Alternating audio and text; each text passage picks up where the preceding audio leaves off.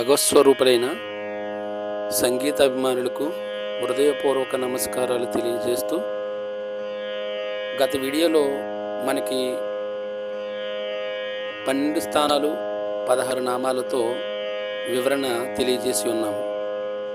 అయితే ఆ 12 స్థానాలు 16 నామాలు ఎలాగ గుర్తించాలో ఈ వీడియోలో తెలుసుకుందాం. అది ఒకటి,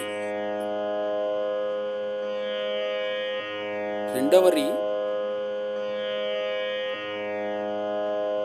శుద్ధ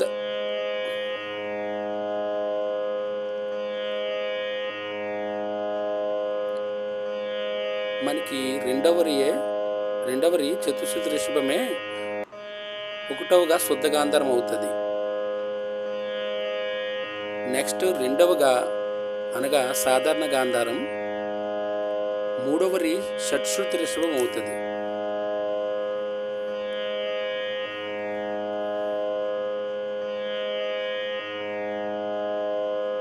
తరువాత రెండవద చతుశ్రుతి దైవతమే శుద్ధ నిషాదం ఒకటవని అవుతుంది. తరువాత రెండవని కైశిక నిషాదమే మూడవద షట్శ్రుతి దైవతం అవుతుంది.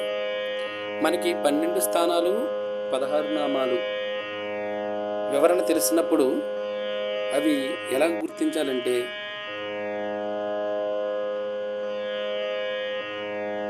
శుద్ధ గాంధారం చతుశ్రుతి రిషభము శుద్ధ గాంధారం అవుతుంది, సాధారణ గాంధారమే షట్శ్రుతి రిషభం అవుతుంది, చతుశ్రుతి దైవతమే శుద్ధ నిషాదం అవుతుంది, కైశిక నిషాదమే షట్శ్రుతి దైవతం అవుతుంది.